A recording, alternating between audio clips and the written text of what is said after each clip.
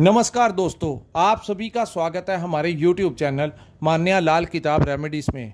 आज मैं आपके साथ बात करने जा रहा हूं मकर राशि के बारे में और आज का मुख्य टॉपिक होगा सूर्य देव का राशि परिवर्तन, जो कि 15 सितंबर से लेकर 15 अक्टूबर 2024 पूरा एक महीने के लिए कन्या राशि में होने जा रहा है। और इस गोचर का कैसा प्रभाव जो है वो मकर राशि के ऊपर रहने वाला है, आज मैं आपके साथ बात करूंगा कि आपकी आर्थिक स्थितियां कैसी रहेंगी। अगर आप अपना व्यापार करते हैं तो वहां पर कैसा रहेगा, अगर आप अपनी कहीं पर नौकरी करते हैं तो आपके कोलीग्स और बॉस के साथ और वहां का जो माहौल होगा वो कैसा रहने वाला है।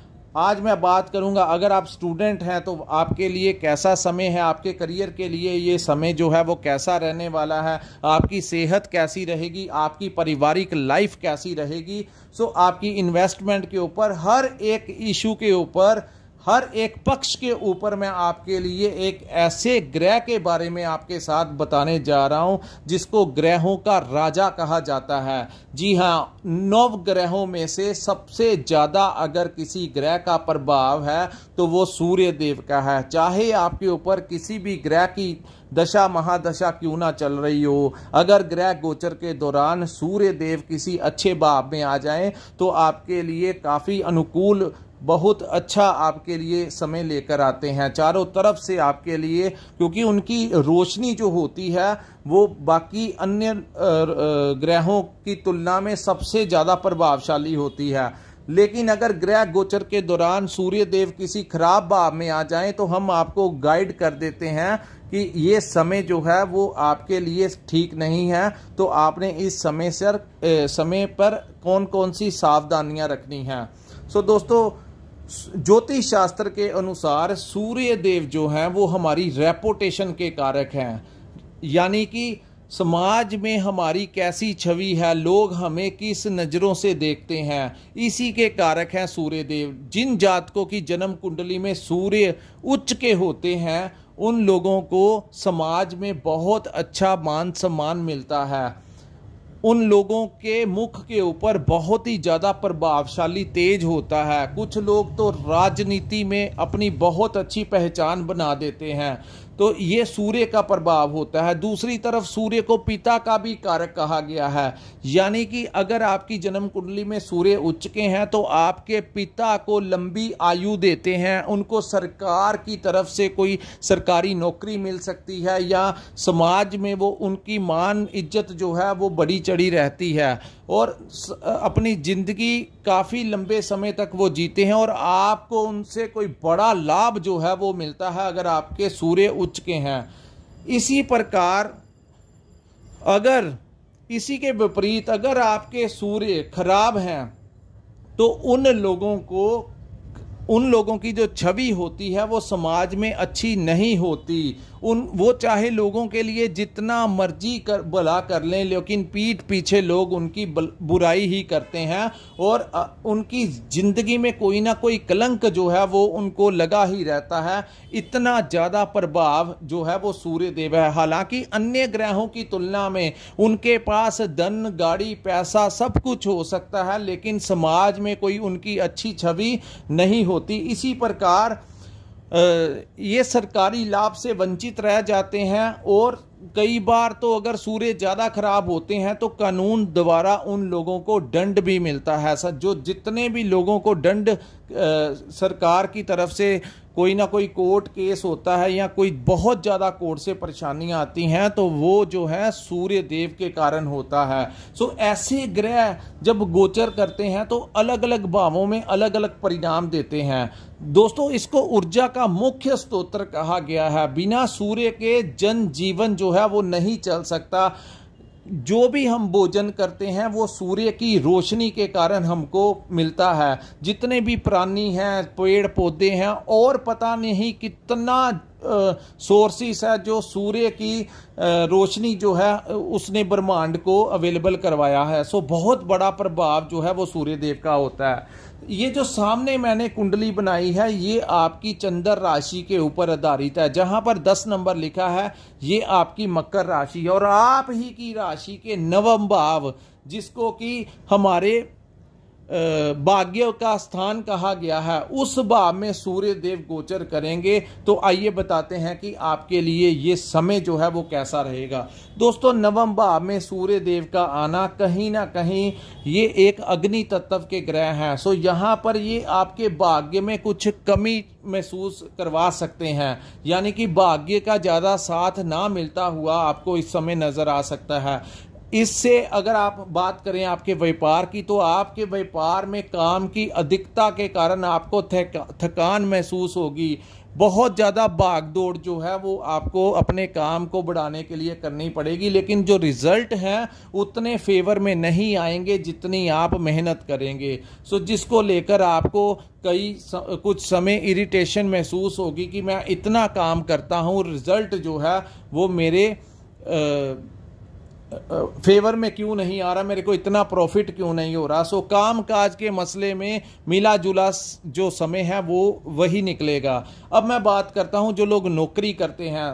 दोस्तों, नौकरी जो लोग करते हैं उनको वहां पर कोई परेशानी आ सकती है। काम की अधिकता के कारण आपको ऐसा महसूस होगा कि डिपार्टमेंट का बहुत बड़ा प्रेशर जो है वो आपके ऊपर ज़्यादा आ गया है। आपके सीनियर्स जो हैं वो आपको ज़्यादा प्रेशराइज करते हुए नज़र आएंगे, जिसके कारण आपके अपने कोलीग्स या अपने बॉस के साथ किसी ना किसी प्रकार का वाद विवाद हो सकता है। सो आप लोगों को मैं यहाँ पर एडवाइस करता हूँ कि किसी भी प्रकार के वाद विवाद में ना जाइए। कोई समय ऐसा होता है जब हम कुछ भी किसी को कह देते हैं तो उसका कोई ज़्यादा एक्शन का रिएक्शन नहीं होता, लेकिन ये एक ऐसा समय है अगर आपने अपने बॉस या कोलीग्स के साथ कोई अपशब्दों का इस्तेमाल किया, कठोर शब्दों का इस्तेमाल किया, तो कहीं ना कहीं आपको अपनी नौकरी में कुछ समस्याओं का सामना करना पड़ सकता है। सो आपने वहाँ पर बच के रहना है। और दूसरा दोस्तों, आपको कोई लालच दे किसी प्रकार की इन्वेस्टमेंट के ऊपर कि आप पैसे लगा लीजिए, आपका पैसे डबल हो जाएंगे। कोई भी ऐसा काम है जो भाग्य के सहारे पर हम पहले कर लेते थे और भाग्य के साथ के कारण हमें प्रॉफिट भी मिलता था, लेकिन इस समय आपने कोई ऐसा रिस्क वाला काम नहीं करना जिससे आपका कोई आर्थिक नुकसान हो जाए। सो कोई भी आपको कहे किसी की बातों में आकर कोई बड़ी इन्वेस्टमेंट इस समय नहीं करनी। इस भाव को हमारे पिता का भी भाव कहते हैं और हमारे गुरुओं का भी भाव कहते हैं। सो पिता की हेल्थ को लेकर थोड़ा सा आपको सतर्क रहने की ज़रूरत है। अपने घर में आपको एक खर्चे जो हैं वो अधिक बढ़ सकते हैं, यानी कि आमदन आपको ऐसा लगेगा कि आपकी जो सेविंग किया हुआ अमाउंट है वो आपके घर में किसी सदस्य के ट्रीटमेंट के ऊपर या बेमतलब का खर्च जो है इस समय बढ़ता हुआ नज़र आएगा।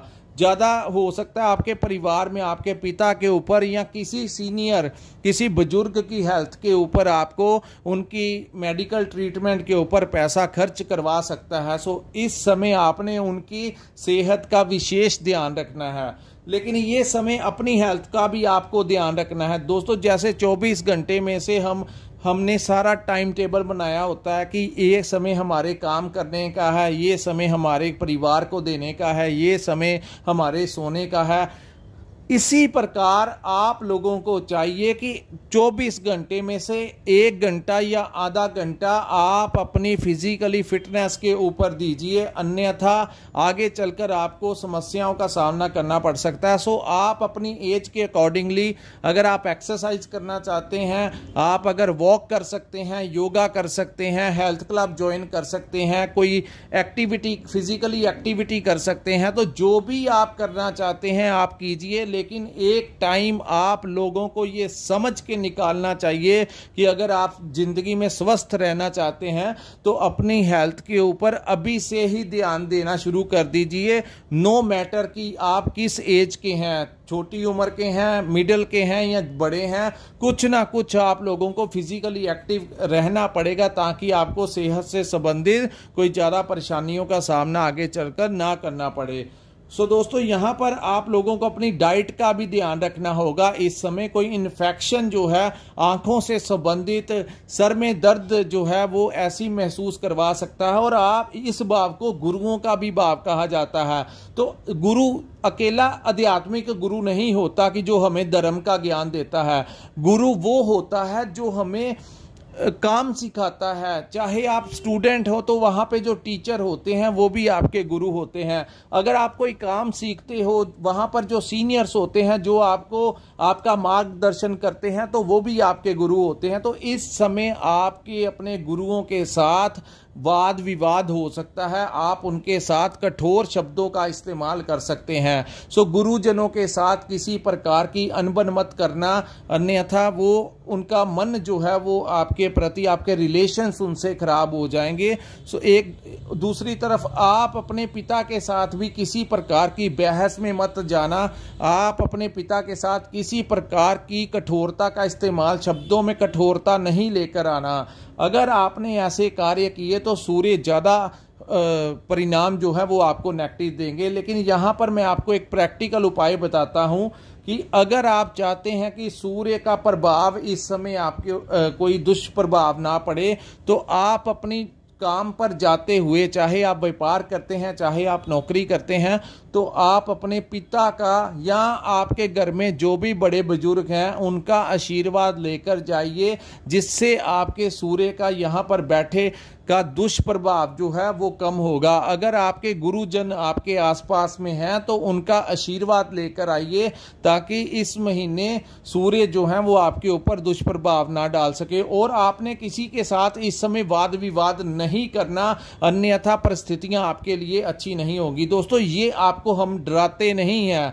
जब आप ग्रह आपके फेवर में होते हैं तो हम आपको बताते हैं कि ग्रह आपके फेवर में हैं, लेकिन इसका मतलब अगर हम आपको सावधान रहने के लिए बोलते हैं तो ये मतलब नहीं होता कि हम आपको डरा रहे हैं।